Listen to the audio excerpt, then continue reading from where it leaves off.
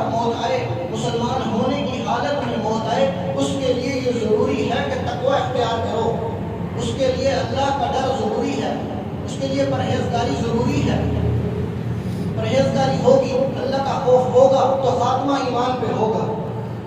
اسی طرح دوسری آیت میں فرمایا یا ایھا الناس اتقوا ربکم ان زلزلۃ الساعۃ شیء عظیم یوم ترونها تذهل كل مرضعۃ عما ارضعت وتضع كل ذات حمل حملها وترى الناس سکارى وما هم بسکارى ولكن عذاب اللہ شدید۔ اے لوگو اپنے رب سے ڈرو، تقوی اختیار کرو۔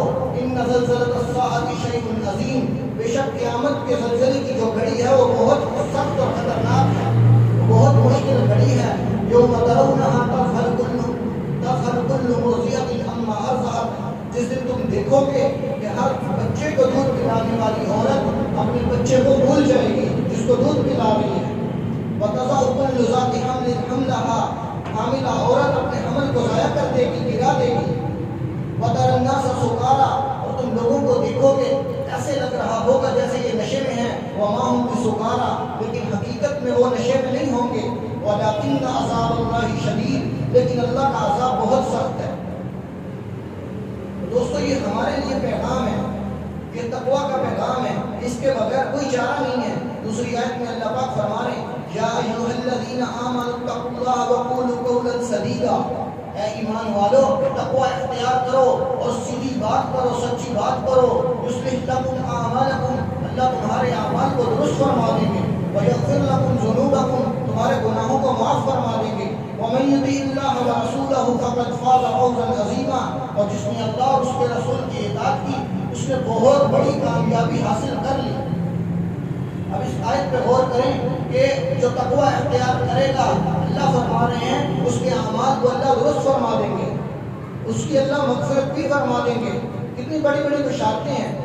ہمارے اعمال درست ہوں گے، اس کے لیے ضروری ہے کہ تقوی اختیار کیا جائے، ضروری ہے کہ تقوی اختیار کیا جائے، اور ہم اپنے گناہوں کی معافی چاہتے ہیں اللہ سے، اس کے لیے ضروری ہے کہ تقوی اختیار کیا جائے، اللہ سے ڈرا جائے۔ اس کے بعد فرمایا ومن یطع اللہ ورسولہ، جو اللہ اور اس کے رسول صلی اللہ علیہ وسلم کی اطاعت کرے گا فقد فاز فوزا عظیما، وہ بہت بڑی کامیابی اس نے حاصل کر لی۔ اب ان تمام آیات میں ایک ہی بات ہے کہ تقوی حق اختیار کرو، اللہ سے ڈرو، پرہیزگاری اختیار کرو۔ اب یہ تقوی کیا چیز ہے؟ ہمیں پہلے تو اس تقوی کو سمجھنا پڑے گا کہ یہ تقوی ہے کیا۔ حضرت عمر بن خطاب رضی اللہ عنہ نے ابی بن کعب رضی اللہ عنہ سے ایک مرتبہ پوچھا کہ اے ابی یہ تقوی کیا ہے، یہ تقوی کیا چیز ہے؟ تو حضرت ابی رضی اللہ عنہ نے سیدنا عمر بن خطاب رضی اللہ عنہ سے پوچھا، دریافت کیا کہ کیا آپ کبھی کانٹے دار جھاڑیوں سے گزرے؟ تو عمر رضی اللہ عنہ نے ارشاد فرمایا ہاں میں گزرا ہوں۔ انہوں نے پوچھا کہ آپ نے اس موقع پہ کیا کیا؟ تو سیدنا عمر رضی اللہ عنہ نے فرمایا کہ میں اس وقت اپنے دامن کو کانٹے دار جھاڑیوں سے بچا کے نکل گیا، میں نے اپنے دامن کو جھاڑیوں سے بچایا، کانٹوں سے بچایا اور اپنے مقصد میں چلا گیا۔ تو ابی رضی اللہ عنہ نے فرمایا کہ یہی تقوی ہے۔ دوستو آج ہم باہر جائیں گے، بازار میں جائیں گے، باہر دنیا میں جائیں گے تو دیکھیں گے چاروں طرف گناہوں کی کانٹے دار جھاڑیاں ہیں، چاروں طرف گناہوں کی کانٹے دار جھاڑیاں ہیں، ان سے بچنا بہت ہی مشکل ہے۔ جیسے اس کانٹے دار جھاڑیوں سے بچ کے نکلنا مشکل کام ہے، اسی طرح ان گناہوں سے بچ کے نکل جانا بہت مشکل کام ہے۔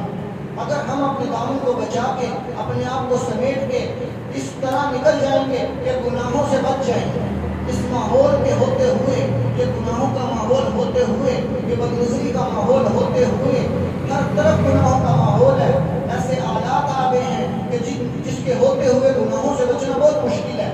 اس سب ماحول کے ہوتے ہوئے اگر ہم گناہوں سے خود کو بچا لیں گے، اللہ کی نافرمانی سے بچا لیں گے، رسول اللہ صلی اللہ علیہ وسلم کی اطاعت کی طرف لے جائیں گے، آپ علیہ السلام کی اتباع کی طرف خود کو لے جائیں گے تو ہم نے تقوی اختیار کر لیا۔ دوستو یہی تقوی ہے، اور اس کے بغیر جیسے پہلے آیات تلاوت کی اور ہم نے اس کی کچھ وضاحت کی، اس کے بغیر کوئی چارہ نہیں ہے۔ ایمان میں خاتمہ ہو اس کے لیے بھی یہ تقوی ضروری ہے، ہمارے اعمال درست ہوں اس کے لیے یہ تقوی ضروری ہے، ہمارے گناہوں کی معافی ہو اس کے لیے یہ تقوی ضروری ہے۔ تو یہ تقوی ہم نے اختیار کرنا ہے۔ ہماری مثال ایک شخص جو گاڑی چلاتا ہے، ایک ڈرائیور ہے، ڈرائیور جب چلتا ہے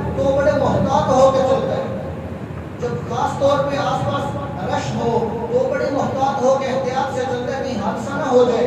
تو میرے دوستوں ہماری یہ جو زندگی ہے یہاں اسی طرح احتیاط سے گزرنا ہوگا، اسی طرح محتاط ہو کے اپنی زندگی گزارنی ہوگی۔